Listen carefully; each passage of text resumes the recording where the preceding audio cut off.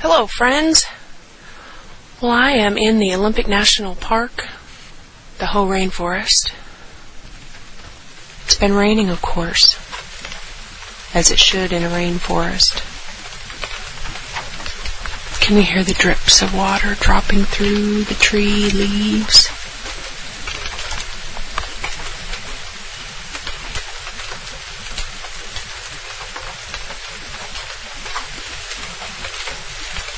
This is a shrine place.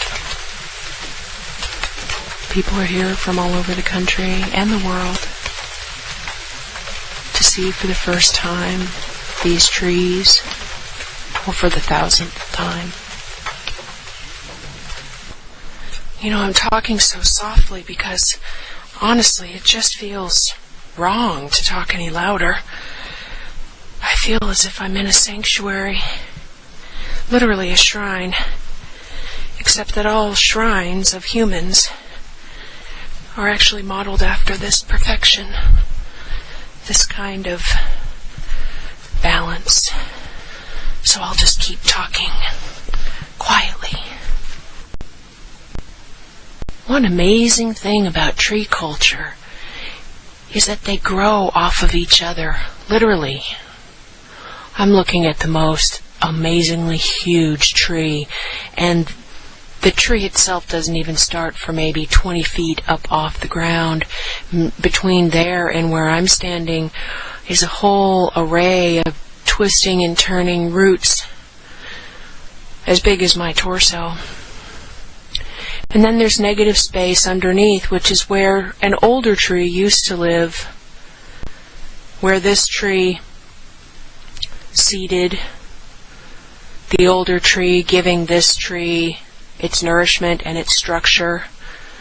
And then at some point, this tree overtook the old tree, and you can't tell the old tree is there except for the negative space where the ancient one lived.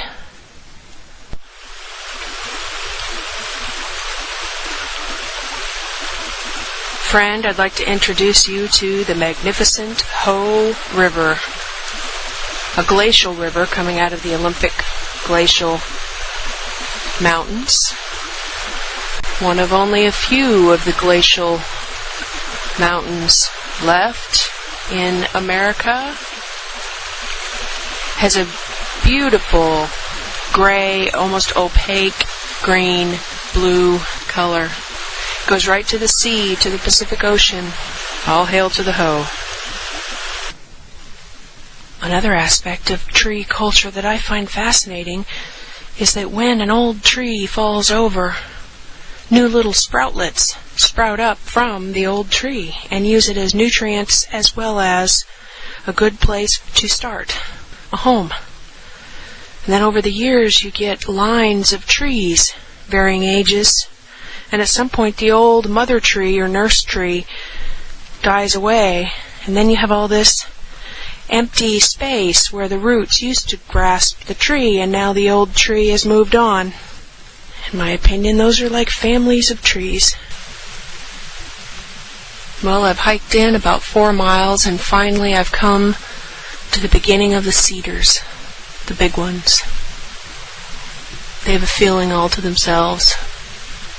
It's a gift to even look at them. I'm standing under one right now, and it's raining, but I'm not getting wet. Such is the life with cedars. The greatest gift this place has for me is its sense of wholeness. I am in a place that has had limited, if any, negative affecting from humanity. This is the way it should be. And by me being here, I strengthen myself to remember wholeness and balance and having enough space. This is its wisdom. Oh, how to describe this place with words to those who are not here. It's a full-bodied experience. So many greens, shades of green, forms of green, shapes of green, and brown and gray. Trees of all different sizes. Really, folks, this is one of the last places where you will find trees that are big enough to be sculptures. There are very few left. I urge us all to be diligent about helping them stay with us. I think they have things to teach us. Hi. Hi. It's interesting, trail culture. When you walk by someone, it's much more difficult to not say hello, or at least a nod or a smile.